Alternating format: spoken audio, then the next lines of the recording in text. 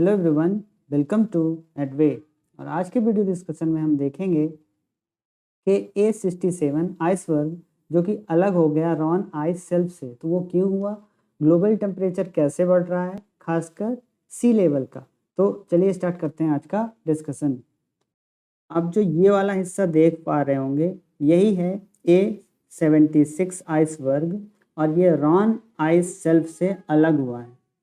अगर इसके क्षेत्रफल की बात करें तो ये दिल्ली शहर से 3 गुना बड़ा है। दिल्ली का क्षेत्रफल है 1483 किलोमीटर स्क्वायर, जबकि इसका क्षेत्रफल है 4320 किलोमीटर स्क्वायर।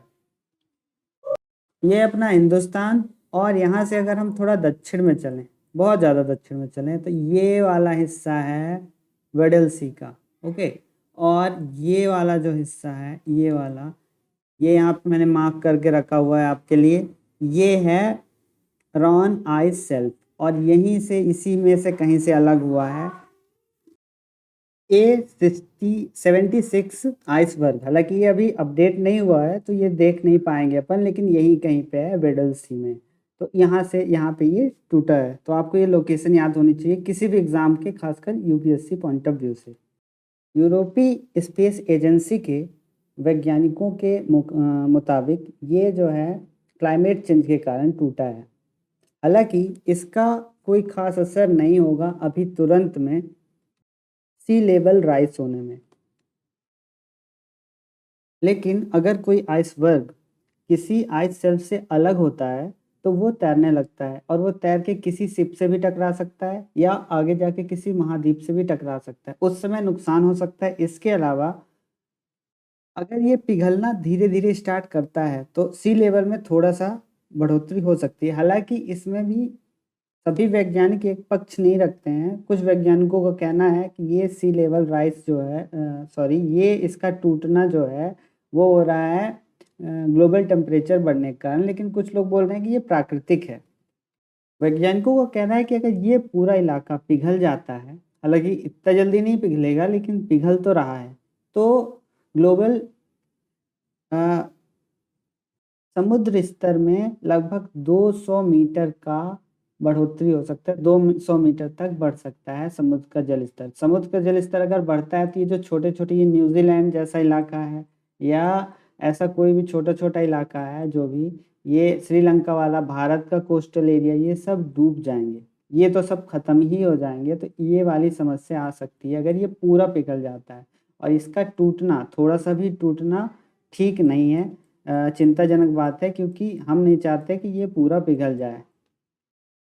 अगर बात करेंगे इंडस्ट्रियलाइजेशन की, तो इसकी शुरुआत सबसे पहले यूनाइटेड किंगडम में हुई।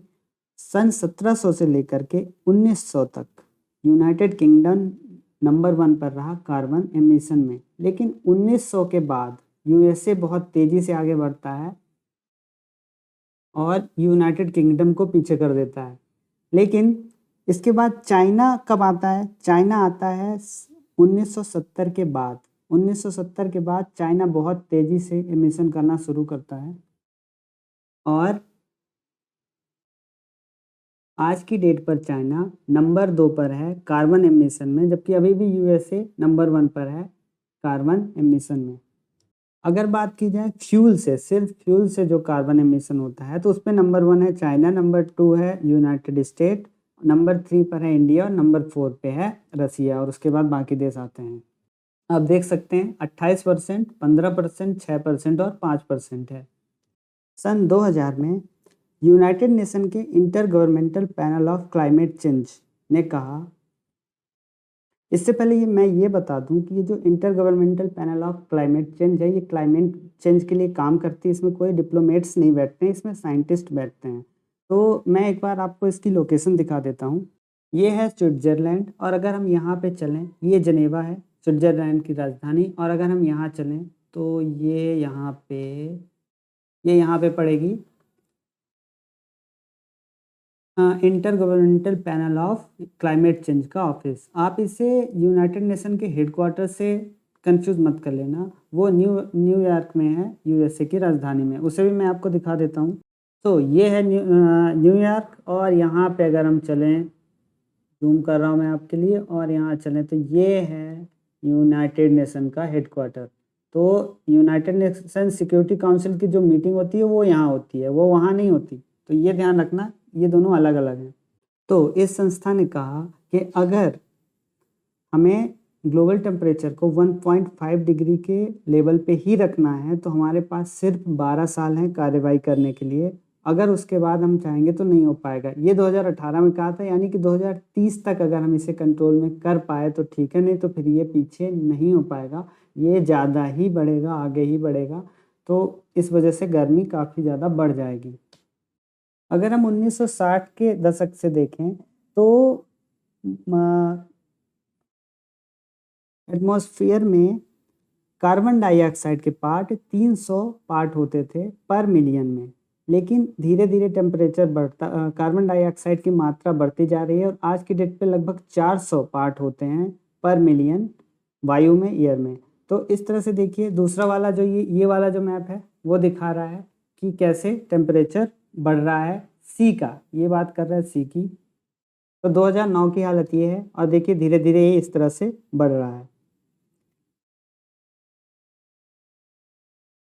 इससे प्रॉब्लम ये है कि जब इस तरह से टेम्परेचर बढ़ता है तो सी में टेम्परेचर ज़्यादा बढ़ जाता है, जिससे अभी आप देख रहे होंगे अरब सागर में जहाँ ज़्यादातर तूफान नहीं आते थे, साइक्लोन नहीं आते थे, वहाँ भी साइक्लोन आने लगे हैं। तो ये वजह है टेम्परेचर ज़्यादा होने की। इसके अलावा आइस पिघल रहा है, ध्रुवों पे जो भी बर्फ़ है वो पिघल रही है, उसका भी कारण यही है। तो ये सब कारण हैं जिसके वजह से इस तरह से कई आइसबर्ग अलग हो रहे हैं, टूट रहे हैं, साइक्लोन्स आ रहे हैं। अमेरिका में कुछ टाइम पहले ग्लोबल कूलिंग बहुत ज़्यादा बढ़ गई थी, वो हो रहा है। तो ये सब क्लाइमेट चेंज के कारण हैं, इनकी वजह से ये सब प्रॉब्लम्स हो रही हैं। तो अगर इन्हें रोकना है तो 10 साल या अभी 9 साल का और वक्त है, तब तक रोका जा सकता है, वरना इसे रोकना मुश्किल हो जाएगा। तो ये था आज का लेक्चर।